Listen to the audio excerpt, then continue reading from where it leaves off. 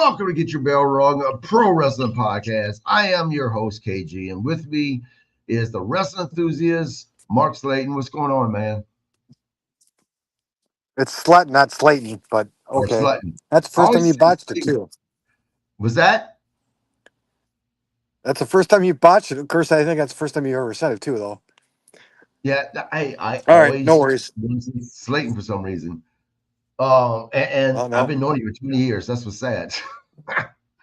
So that's yeah, all right. let's Well, man, you really used my last name, so let's get started. There's a little bit to talk about tonight. all right, fair enough. So we open with the traditional, all the people coming to the ring or coming to the arena or whatnot. Um, Recap of Palooza, which I didn't see any point in, but whatever. Right. um, then we go to Paul Heyman in the ring. He's talking about Braun Breaker, Roman, Brock Lesnar.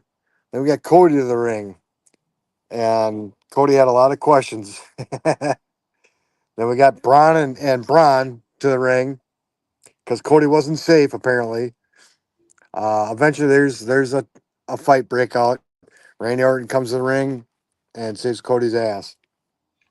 Yeah, I liked what I liked about this is seeing something we haven't seen from Cody actually, a whole lot. And that's when the two big boys came in and Cody's like, oh, so I guess you want to fight. And he was very sarcastic at first and it's kind of funny. I like this particular segment just because seeing something a little different in Cody Rhodes tonight. Now, did you notice when Randy Orton grabbed Cody Rhodes' belt because Cody Rhodes set it to the side, and when he was handing it to Cody Rhodes, did you notice kind of that stare at that belt, like I want this belt back? And as he was handing it to Cody Rhodes, yep. And Mark, you are frozen, my man. You might have to change where you're doing the podcast from. All right, Uh, all right, come on, guys. Am I there? yep. You Yeah, got but me. All yeah, right. but your moving is Yeah, very I'm gonna. anime. Yeah, I got it. Come on, Gunner. Gunner, let's go. Come on, let's go. Come on, come on. Let's go. As Mark's changing spots. Again, I like this segment. I'm actually looking forward to this tag team match that is going to take place with Randy Orton and Cody Rhodes against Brian Breaker and Bronson Reed at some point. Oh yeah, probably next Friday. All right, Yeah. better. Yep, that's better. Now, is my memory off? Did was a match already okay, was a match made after that with Randy Orton and Cody Rhodes for next week, teaming together I don't against recall the to be break honest. Sorry, against Braun Breaker I don't and Bronson. recall to be honest. Yeah, I can't remember unfortunately. But yeah, let's hit to match number one. Well, first you go to the Street Profit interview, and then you go to the Street Profit Right. versus Mello and Miz. There seemed to be a little dissension between Mello and Miz, um, and of course, Profits profited off of that and got the pin. It was for the number one contendership for the tag Yep. team titles.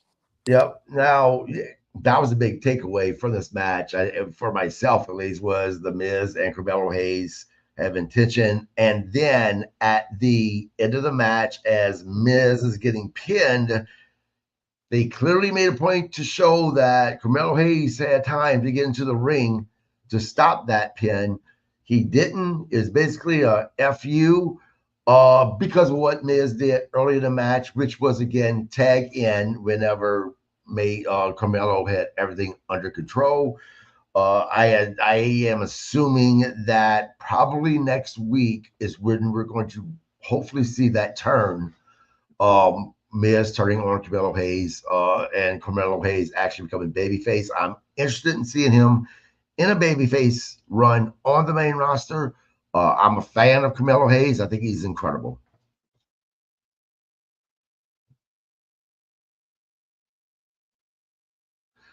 And Marcus froze again. So, I'm um, here. oh, you there? Okay. Hello. Yep. Uh, it's gonna be the other way. I think Mel's gonna turn on Miz, You think so? You think but they're it going to? still could lead to Mel. I think it still could lead to Mel turning face though. Right. Right. To, Yep. to be honest. Yeah. Um, but yeah, it's a definite that this tag team or whatever you want to call it is, you know, at the end of their expiration date.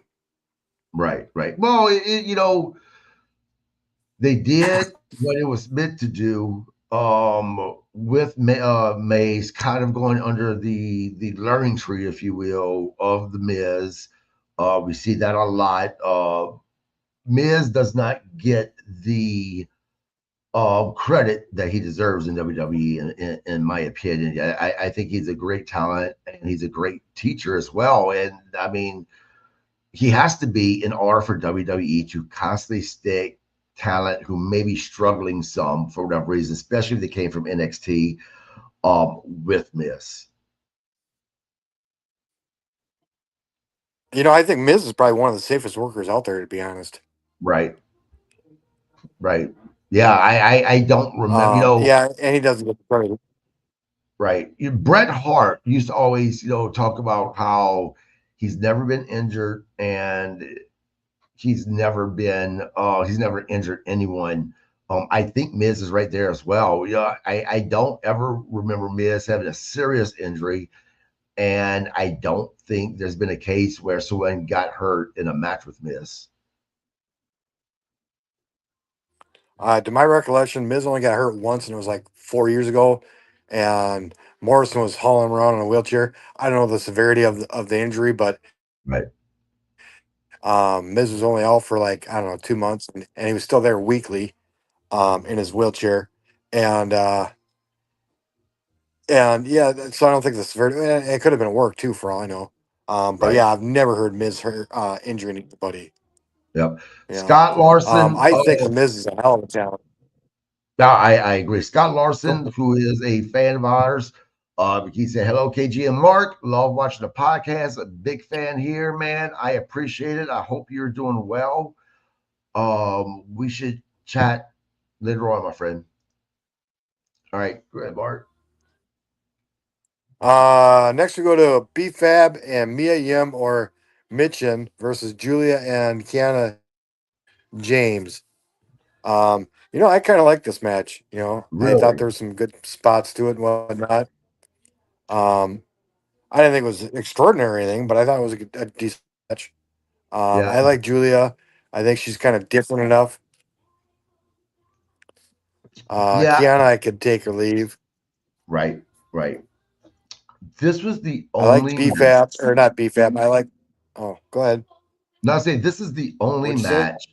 This is the only match that I really didn't care about. Very talented people in the ring, but unfortunately, be Fab, and Julia, I just not invested in. Not my cup of See, tea. I'm not really high on B-Fab, but I like Mia Yim or Mitchin or whatever you want to call her. Yeah, I've always liked her since TNA or whatnot.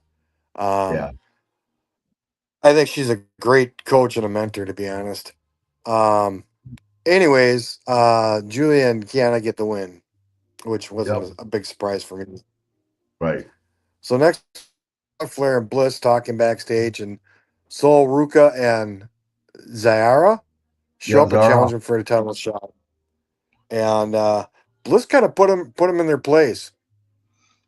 Yeah, this was almost kind of on the line of heels, what Alexa and Charlotte Flair was kind of saying. It wasn't over the line, basically saying, "Oh, well, yeah, they're heels now," obviously, but it was kind of walking that line a little bit. They had an attitude about it. They basically said, "Look, piss off.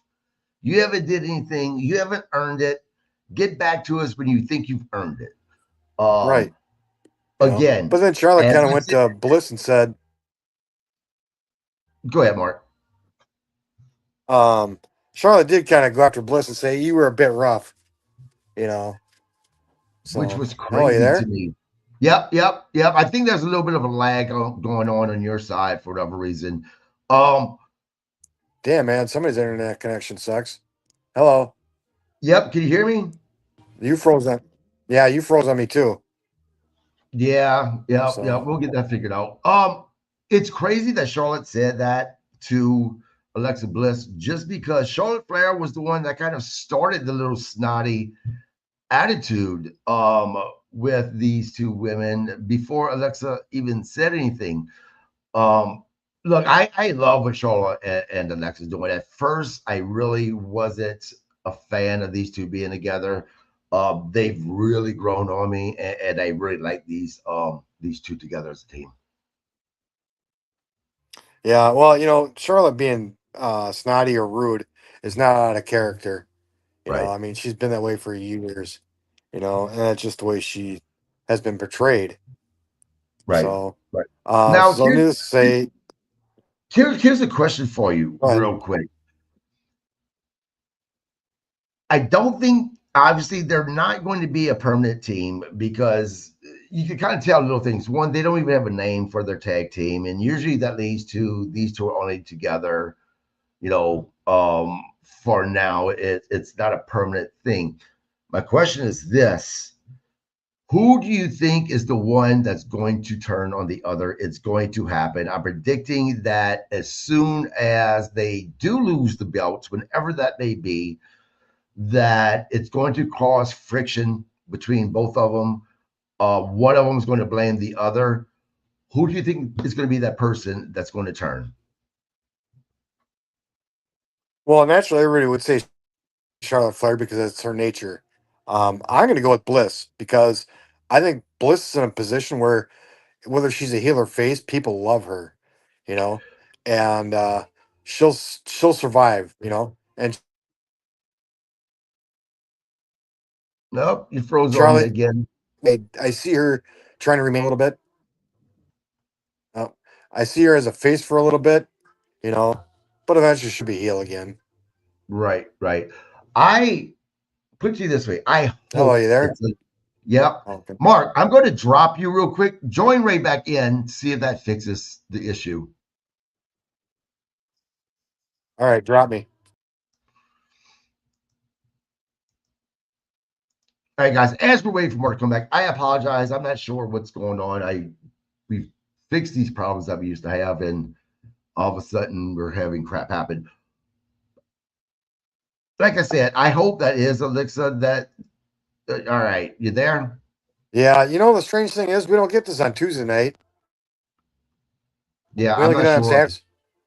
Yeah, I'm not sure what's going All on. right. Well, But yeah, we'll we'll try try to our figure best it to continue. out. Yeah. So again, I really hope it is Alexa. Just because I love her playing the heel. Well, I don't know if I love her playing the heel, but again, I think she walks that fine line of whether she's a heel or not. Or upon Charlotte's just a plain all right heel. Right. There's no question. Again, because of Bliss's association with Bray Wyatt, people love her. Right. Yep. So, all right. So next we go to Drew McIntyre to the ring, spewing his normal rhetoric about it's not my fault I lost, I won, or I should have won. To me, this was just kind of drool. Um, but Nick Aldis came out and said, well, you can make excuses or you can move on, pretty much. Right. Then we So got let's talk. Jacob Fatu comes out. Yep. Yeah, I was to say. So he came out with that boot on, right? Because he's supposed to have injured his leg at WrestlePalooza. I did not know if this was him hurting his leg was real or if it was part of the storyline because there were reports all over the place regarding this.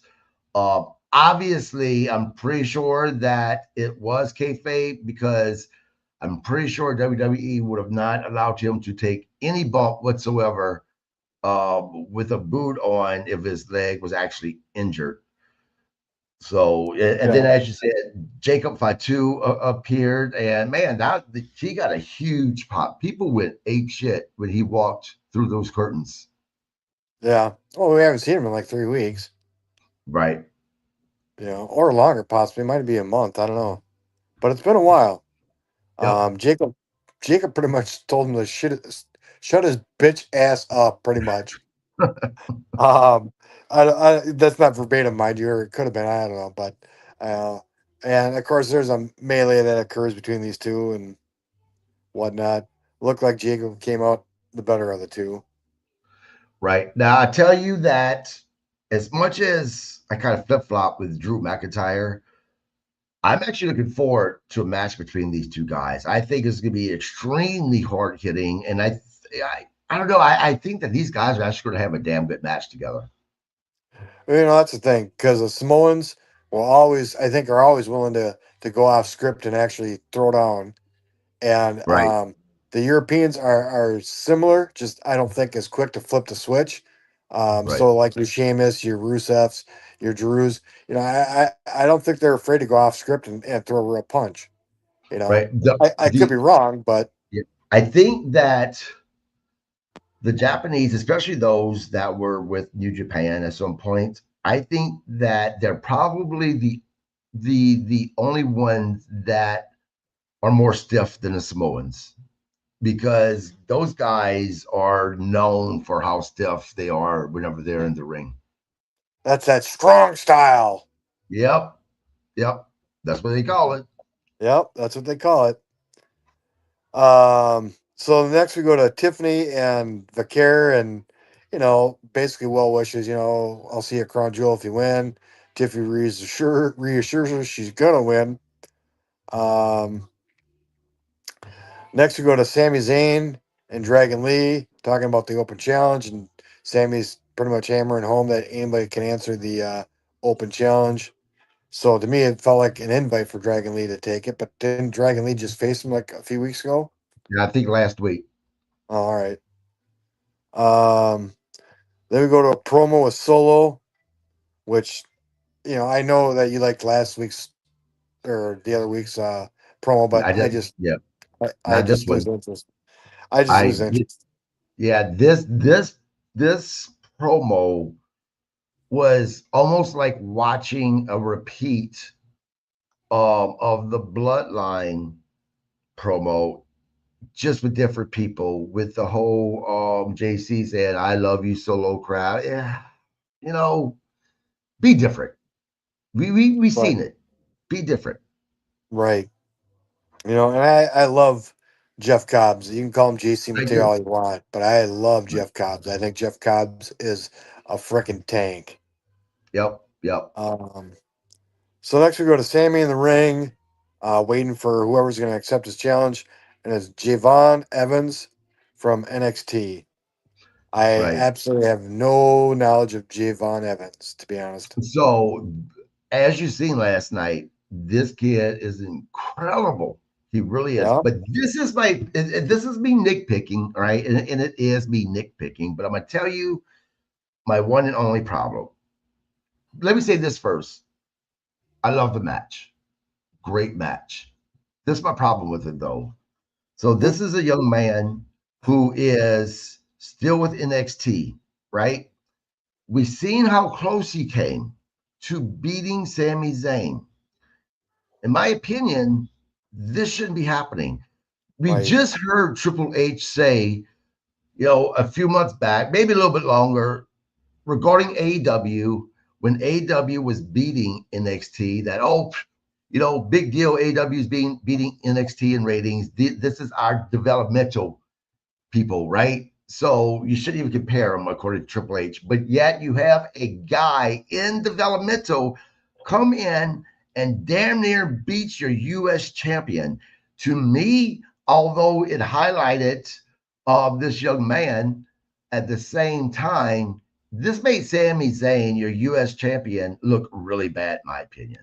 And again, that's just me Yep. nitpicking, but just how my brain works. I mean, you shouldn't have, a talent that is still in developmental come into the main roster and damn near beating your champion. If you wanted to highlight um, Javon Evans, then put him in a match with someone else that doesn't hold the title, on on your main stage. Do it that way. Don't make your U.S. champion look bad by almost getting bad or getting beat by a guy that isn't quote unquote ready to move on up. You know what I'm saying? The best way for me to for them, in my opinion, to save this, to save Sammy from looking like an ass clown last night, is to have Javon Evans moved up to the main roster, like right now. Saying, you know what, you're absolutely Yeah, but ready. even so, you know, you're talking about even you move next week and then he faces Sammy again. It's still the same scenario. You're still Right, raw as far as everybody's concerned.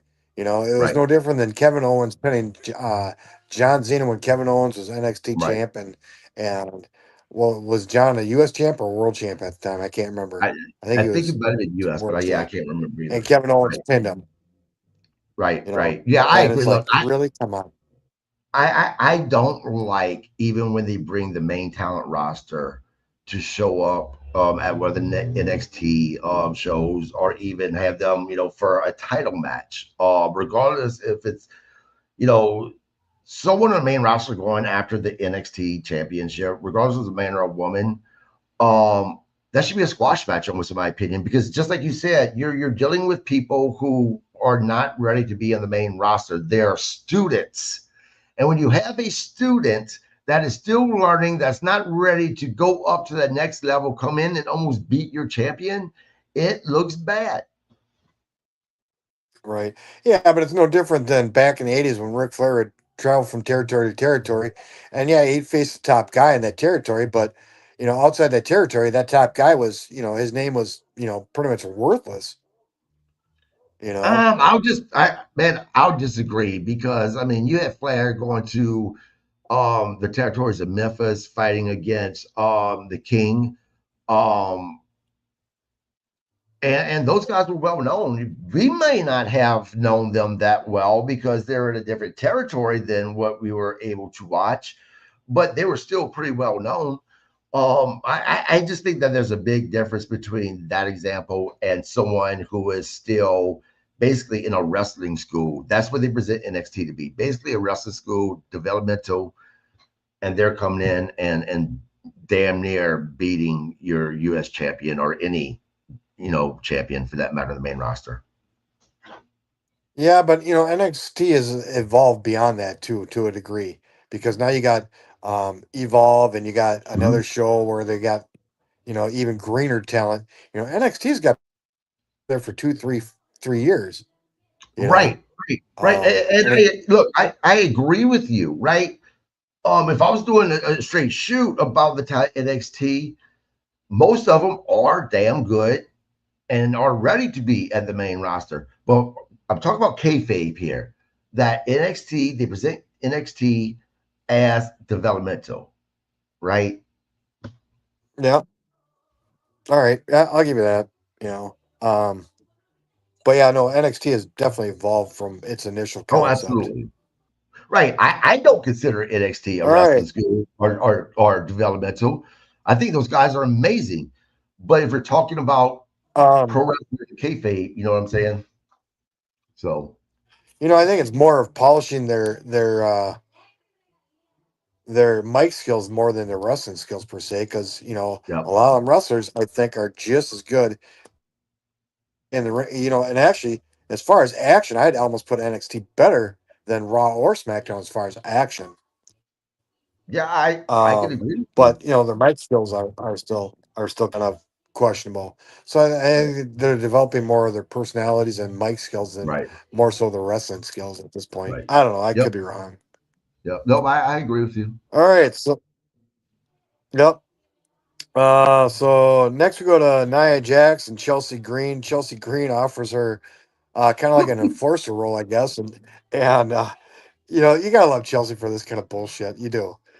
You got to But give Nia Nia Jax, Jax. You got to give Nia Jax credit too. I mean, she was part of this. She added to it.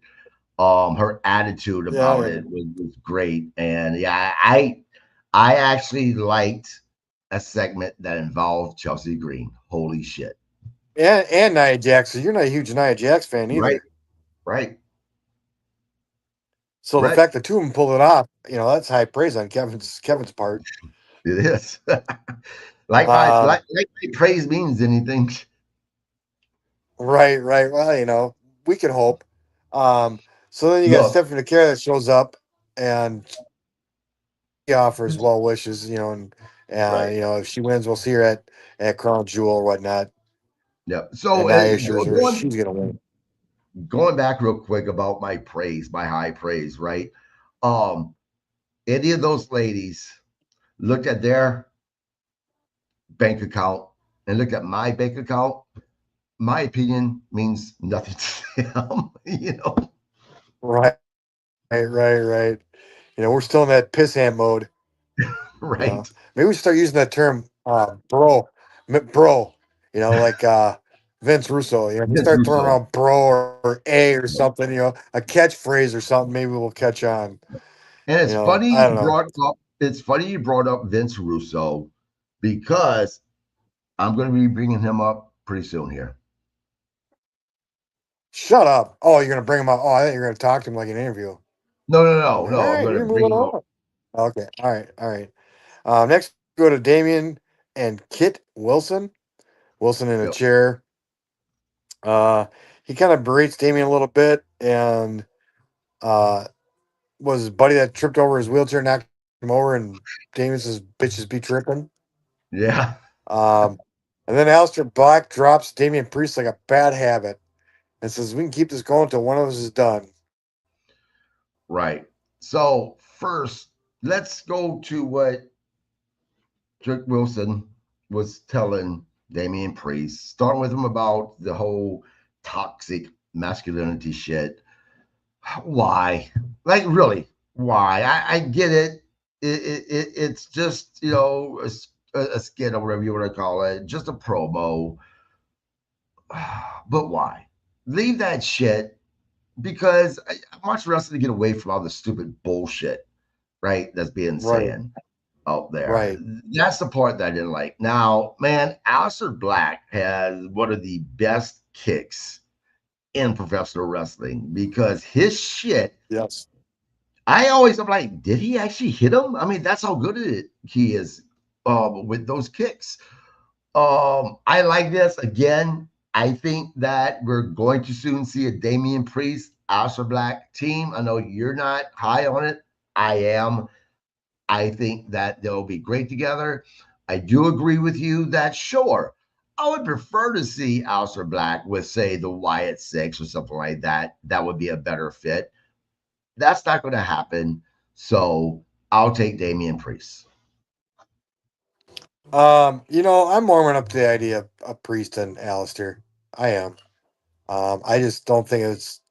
I don't think for me it was probably the right call, but I'm warming up to the idea. I'm interested to see how Alistair can have Damien portray himself in that tag team. Right. Yep. So, Yep. Um, uh, Unfortunately, I don't go trust ahead. WWE. I don't trust WWE after the promo that started everything last night, with Damian Priest. For Aleister Black, Damian Priest get together and their tag team to be called the Toxic Masculinity. I swear to you, I just for some reason I see WWE using that stupid shit. I really do. I hope it doesn't go there. I hope I'm wrong, but God, I can see it. WWE is not afraid to bring in current topics. They've done it for Right, years, where they bring in a current topic, whether we like it or not, whether it's political or not, or whatever the case may be. You know, um, I'm really surprised they didn't say anything about Charlie Kirk, to be honest.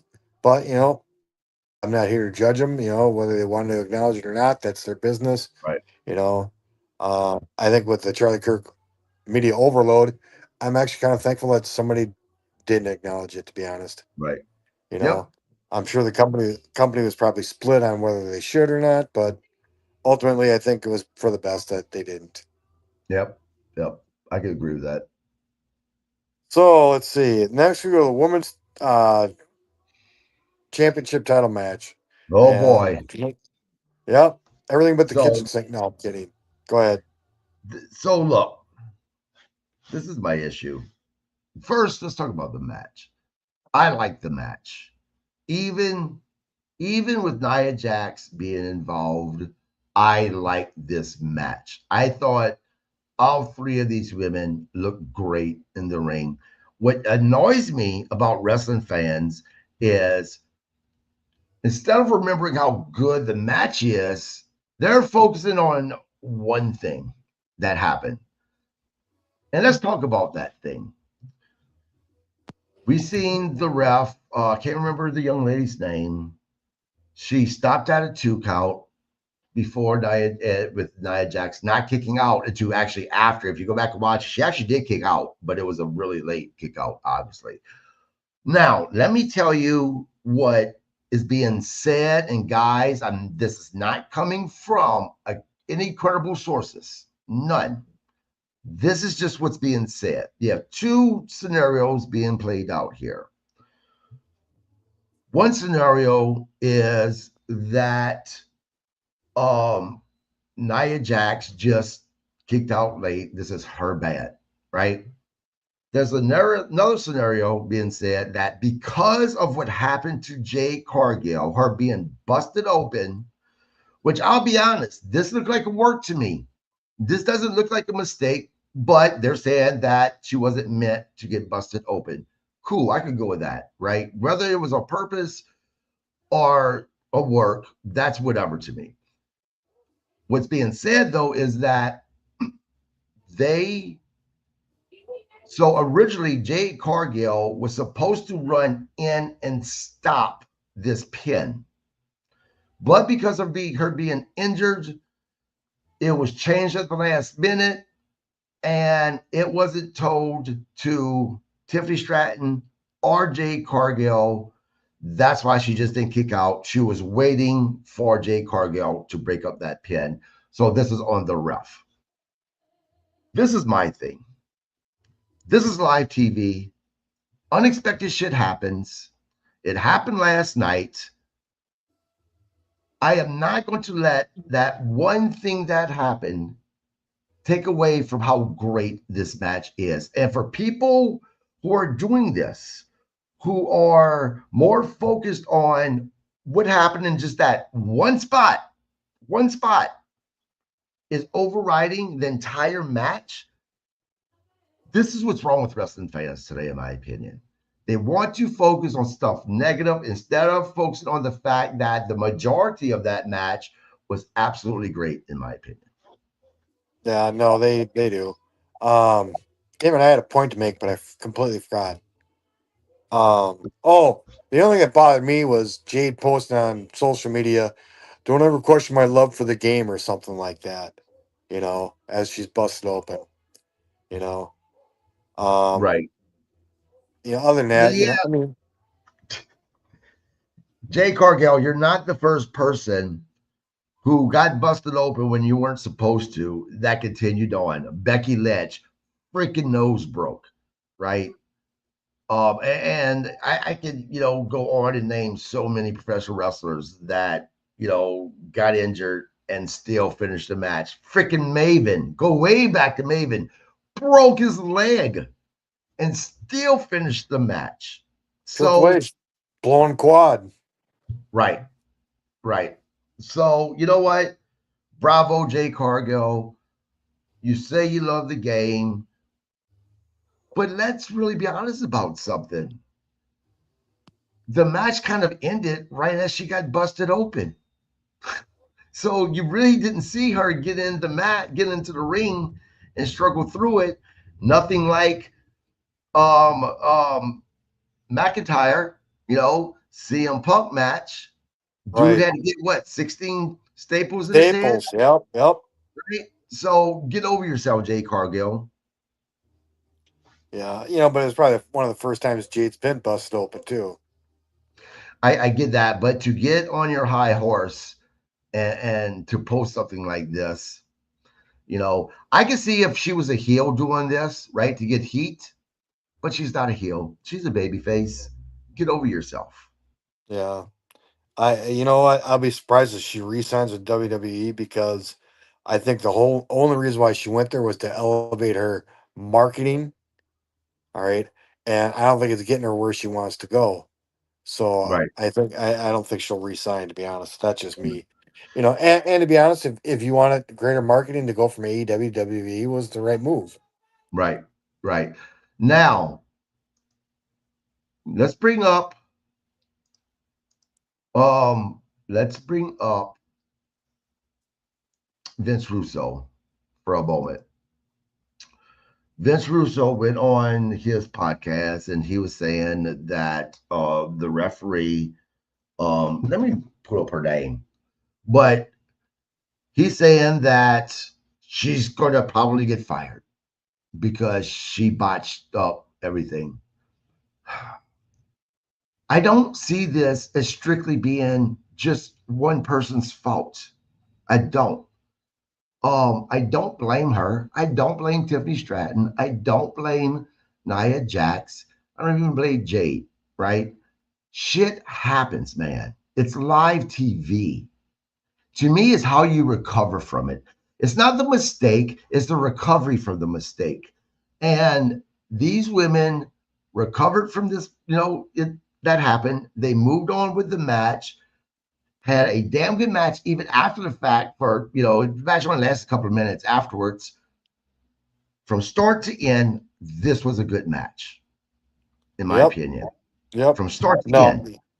and you said it earlier, apparently Nia and Stratton didn't know about the change, So that's lack of communication somewhere, whether it was the ref or somebody else, I don't know, you know. But yeah, it was a mistake. I doubt she's gonna get fired over it. She might get reprimanded for it, but she's not gonna get fired for it. Right. Right. And Russo again, talks though, shit. right. And again, those are just the two scenarios that's being spread around. It has not come from any credible source. So, as far as I'm concerned, until if we do hear about what actually happened, none of us knows what happened in there. And again, I'm not lying blame on anyone because shit happens and it's too easy for people, including us, who are professional wrestlers, who are just watching as fans, to critique shit and to throw shade on somebody. That's why I tried not to. That's why I know you tried not to. Yep. When we give our honest critique, but at the same time, we do our best to make sure that we're not throwing shade on the talent because unless we're capable of going in that ring and doing better than them, we are we can't throw shade, right? So Right. again, I don't blame anybody. Shit happened. I'll stand by what I'm saying. This was a great match from start to end. Period. Yep. Yep. And it's easy to be an armchair quarterback, and we all have done it at one point in time, whether it's wrestling or whatever sport we're entertaining Right. at the time. It's Right. easy to criticize, but yeah, until you go out there, well, it's easy to criticize anything, but until you're willing to put on the boots or walk the walk or talk the talk or whatever you want to call it, you know, shut up and enjoy the show. Right. Exactly. And you know what? I'm not even gonna say this ref's name, and I'll tell you why. Not that we have thousands of viewers, but we still have viewership on here. And I'm not going to say her name. If people want to know it, they can go research it because I don't want to be the one to put her name out there like she made this massive, botch or mistake or whatever you want to call it that completely destroyed this match. Because again, that's just not the case. I hope Right. Vince Russo is wrong with his opinion that this ref might get fired. I don't think she deserves to get fired. Everyone makes mistakes. We're all human beings. These individuals, even though they may be larger than life on television, they're still human beings, and it's live TV, and it's easy to throw shade and talk shit on people. But the fact of the matter is that most shows out there are actually recorded, so they can go back and actually fix those mistakes. You can't do that on live TV. And again, the most important thing is beginning to end. great match, in my opinion. So Oh, that's and all I have to say. correct me if I'm wrong, but didn't Russo once say he didn't even like wrestling? So is he just I collecting don't a remember. paycheck on his past? I don't even want to call it glory. You Yeah, know, yeah. I um, mean, look, there's a lot of people that hate on Vince Russo. I give Vince Russo credit. He was part of the Attitude Era. He was part of that creative team. So obviously, he knew what he was doing in some aspect for that era to be successful. Now, what happened to him after that, I don't know. And look, he his opinion is his opinion. I'm not going to take that away from him. You really can't. And you know, because he was in a business in a successful role as a writer, at least with WWE, WCW was the drizzling shits. And even though that could be considered an opinion, I don't know how anyone could even disagree with that if you watched it. Um, it is what it is. He's successful in his own way. So I'm not going to sit here and disparage the man. I'm just saying that I hope what he said um, doesn't happen. fair enough. So, yep, Way to yep, explain that. yep.